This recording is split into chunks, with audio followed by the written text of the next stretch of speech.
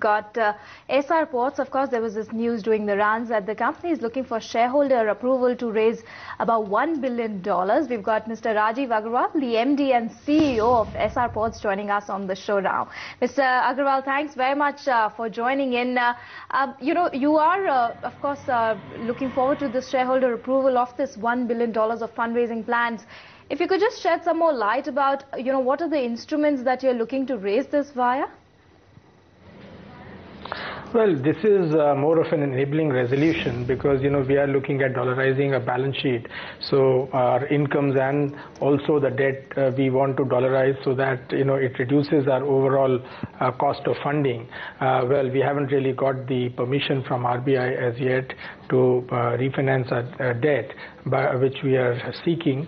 But we would expect, more or less some kind of debt instrument which would help us to refinance this existing rupee debt and convert it into dollar debt. So this is more of an enabling resolution at the moment.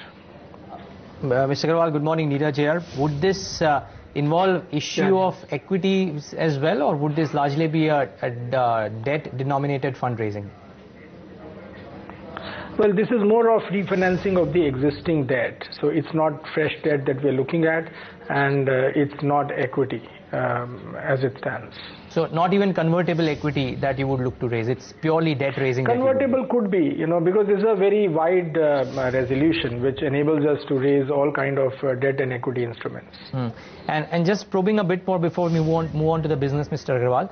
I mean, sure enough, it's an enabling resolution, but when you've taken this resolution, you have maybe some timelines in mind that within a span of 6 months or 9 months, you do intend to do some part of this. Is there a definitive timeline in place?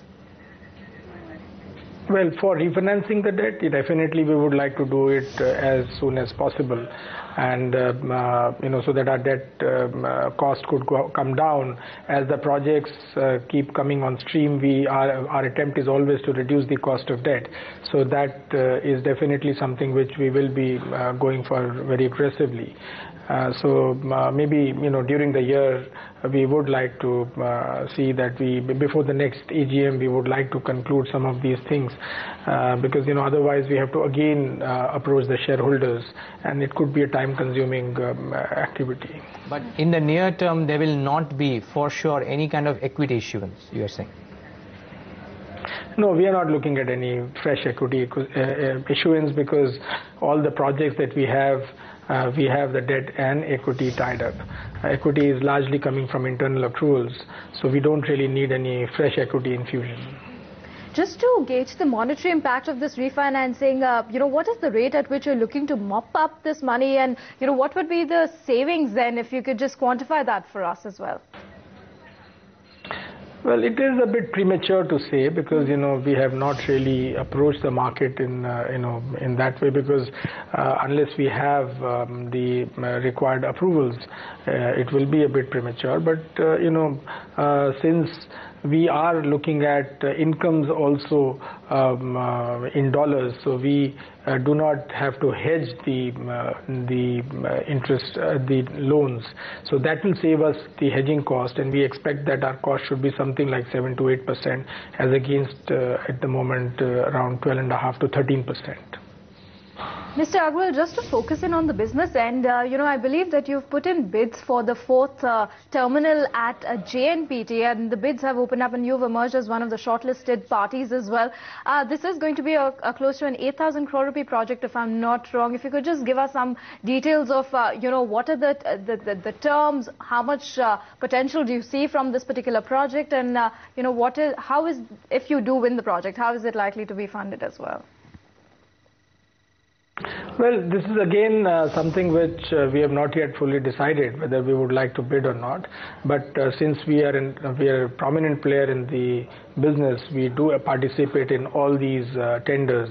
We are still crunching the numbers and seeing that how much sense it makes, because it's a very large project. It's a 4 million TEU project in JNPT with an investment of 8 to 10,000 crores. So we will have to do a lot of homework before we decide whether we want to bid in this project eventually when the bid comes for financial bidding. How is traffic shaping up? I was speaking to a couple of your other peers as well, not necessarily in the same geographies that you operate, but a couple of companies in Gujarat, etc. And all of them had to say that while the volumes are still steady, they have come off a bit from what they were experiencing maybe 6 months ago. And therefore, that has a bit of an impact on their operational picture as well. How has the scene been for you? Well, we see, if you look at our profile, we are largely a commodity port. So we deal in bulk commodities like oil, coal, iron ore, limestone, etc. So we are not into containers where, that may be true. But in our case, we see that there is a very, very strong current going up because, what has happened is that the coal imports have surged from about 50 to 60 million and is expected to be about 180 million this year. So in the last 2 years, we have seen from about 50 to 60 to 180 million tons of imports taking place for coal. Iron ore, which had gone down to almost zero last year, is coming up. So we expect that these two will definitely bring up a lot of volumes for us, and we see a lot of good surge in the volumes, and we expect that these are two things which is and along with oil, which remains very strong, which is a normal all seasons normal growth of 5 to 6% in the oil industry. So we see no concern. In fact, we feel that volumes are going to be strong on the commodity side, and that will help all the commodity ports, both on the west coast and the east coast. Right. Mr. Agarwal, we also understand that, you're looking at possibly picking up a Kanhaiya port as well. Of course, it's promoted by the Mark Group, and I think the valuations are probably in the range of about 3,000 odd crores. Could you confirm if you're in the race and, what stage is this whole deal at?